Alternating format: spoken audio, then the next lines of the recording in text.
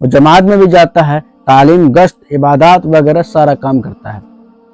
लेकिन अगर कोई तालीम में अगर बात होती है तो कहता है कि क्या तुम्हारी मुलाकात किसी से हुई है, किसी साथी से हुई है? सारे लोग कहते हैं हाँ मेरी मुलाकात फलां लोगों से हुई है, मेरी मुलाकात फलां लोगों से हुई है। सारे लोग अपनी बात को मशवरे में रख देता है। लेकिन याद रखें दोस्तों, आखिर दावत देते हैं तो किस बात की देते हैं, किस चीज की देते हैं? नमाज की देते हैं, रोजे की देते हैं, या जमात में जाने के लिए देते हैं, या फिर तालीम में बैठने के लिए दावत देते हैं, या मशवरे में बैठने के लिए दावत देते हैं, या मस्जिद के अंदर गश्त जो होती है हफ्तावारी, या उसके लिए आप दावत देते हैं? आखिर आप दावत देते हैं तो किस चीज की देते हैं? बहरकैफ अगर आप नमाज की दावत दे रहे हैं, नमाज पढ़ने की दावत दे रहे हैं, अगर आपसे कोई सवाल कर ले, जो लोग दाढ़ी नहीं रखते हैं और फिर सारे काम को अंजाम देते हैं, और अगर वो नमाज की दावत देने ले आया है, नमाज तो पढ़ा ही होगा, अगर नमाज पढ़ के भी अगर दावत दे रहे हैं, याद रखें आपकी दावत जो नाकिस यानी कि कमजोर होगा। क्यों कमजोर होगा? क्योंकि आपके शक्ल पर, आपके चेहरे पर ये दाढ़ी मुबारक नहीं है। ये बहुत ही बड़ा जुल्म है, बहुत ही बड़ा, दाढ़ी को कटाना बहुत ही बड़ा जुल्म अजीम है। इसलिए मेरे भाई कि दाढ़ी रखे बगैर ऐसा है जैसे कि आप सब्जी को बनाया, बड़े अच्छे अंदाज में आपको सब्जी को बनाया, सारे मसाला दिया, लेकिन अगर आपने नमक ना दिया वो सब्जी का जायका ही बेकार। इसी तरह से ये शरीयत में एक दाढ़ी है। अगर आप तमाम काम को कर रहे हैं, तमाम फराइज को अदा कर रहे हैं, अगर आपके चेहरे पर दाढ़ी नहीं है, याद रखें आपकी दाढ़ी भी उसी सब्जी की तरह है। मिसाल है कि आपकी दावत भी बेअसर है, आपकी दावत भी बेअसर है। याद रखें दाढ़ी को रखना ही सबसे ज्यादा जरूरी है, दाढ़ी को रखना ही सबसे ज्यादा जरूरी है। दाढ़ी अगर आप रख करके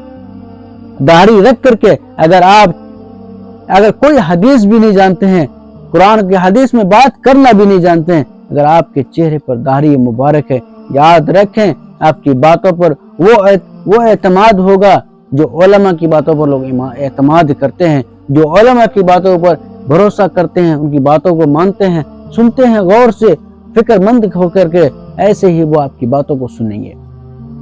लेकिन हमारे तबलीगी जमात वाले भाई करते क्या है?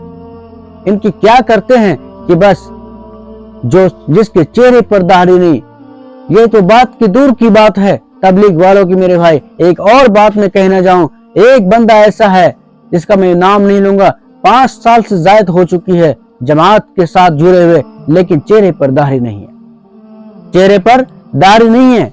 क्या वजह है? मेरे भाई ये सब सिर्फ दिखावटी है, ये सब सिर्फ बनावटी है। इसे खत्म करें, बल्कि इसे खत्म करें। अगर आप 5 साल से जमात के अंदर में, याद रखें एक ऐसा चीज आपके अंदर नहीं है मौजूद जो तमाम आमाल को फीका करके रखा है, तमाम आमाल को बेजान करके रखा है।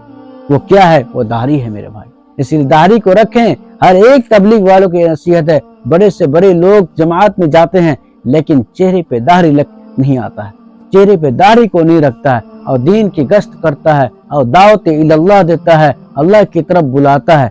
बुलाएं, बेशक बुलाएं, काम हक है और सही है, बुलाएं, लेकिन सुन्नत के साथ जाएं, सुन्नत के साथ जाएं। अगर आप सुन्नत के साथ जाएंगे तो यकीन जानिए आपका गश्त करना, आप चाहे किसी से मुलाकात हो या ना हो, लेकिन आपकी दावत पहुंच जाएगी, आपके चलने से दावत पहुंच जाएगी, आपके चलने से। याद रखें बस सिर्फ यूं ही नहीं मेरे भाई, दाढ़ी एक बहुत बड़ी चीज है। अल्लाह के नबी सल्लल्लाहु अलैहि वसल्लम हश्र के मैदान में चेहरे को देख देख कर पहचानेंगे, ये मेरा उम्मती है, ये मेरा उम्मती है। चेहरे को देख देख के अगर आप उनके सामने जब आ जाएंगे तो आपका क्या हश्र होगा वो आप खुद जानते हैं। आप छोटी से छोटी बातें अगर आपकी नागवारी होती है तो वो बातें आप सुनना मजलिस में पसंद नहीं करते हैं। अगर ये दाढ़ी के बारे में बात आ जाएगी तो ऐसी बेइज्जती वहां कैसे बर्दाश्त करोगे मेरे भाई, कैसे बर्दाश्त करोगे? ऐसी बेइज्जती, ऐसे जलील जब वहां सामने नजर होते हुए आएंगे अपने आप को तो क्या बर्दाश्त करोगे?